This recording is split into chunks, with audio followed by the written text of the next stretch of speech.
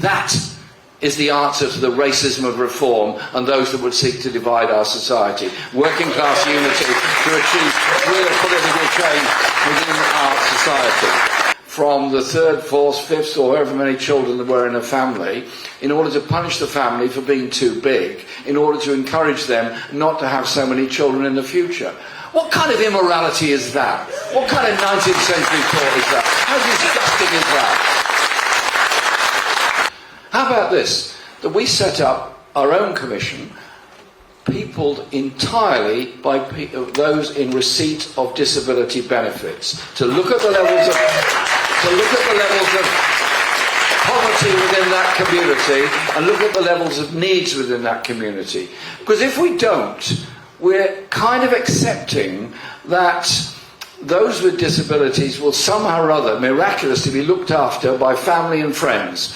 What it really means is the state saves money on the benefits, knowing full well it's predominantly women who will give up their jobs, their careers and their lives in order to care for people they love, when it should be, in the principle of a welfare state, the decision of the whole community to do that. Let's be the party that advocates for justice for all those with disabilities and all those with disability needs, to end the poverty amongst those with disabilities. We can do that, you know. We can achieve that. Education.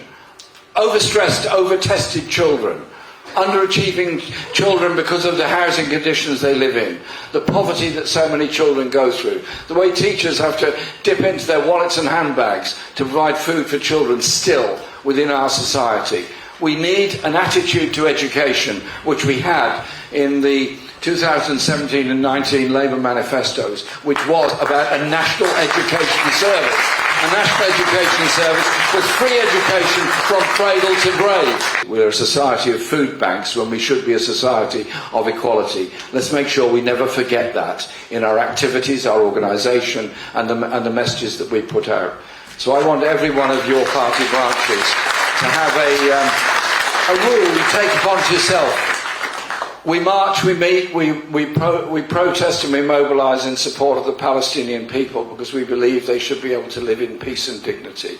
We march and meet to defeat racism within our society. Our marches are marches of love and unity. They're not marches of hate, and they should understand that.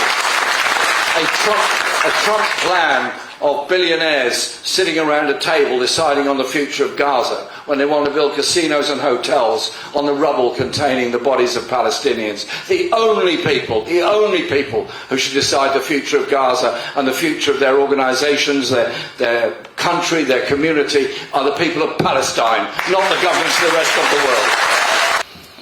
Disunited, we can achieve nothing. United, we can achieve a fantastic amount. When you go out on strike, you don't half go and the other half stay. You all go, because that's the only way you can win. Let's adopt that principle to our politics. We agree on a strategy, we agree on a policy, we agree on a determination, and we go out there and campaign for it. Not just to win elections, crucial as that is. Winning elections is the product of the campaign, product of the community activity, product of the organisation we put forward. And you know what? We can do it, we can achieve it, and we will. Good luck, Scotland. Good luck, your party, Scotland. Thank you very much for inviting me here today.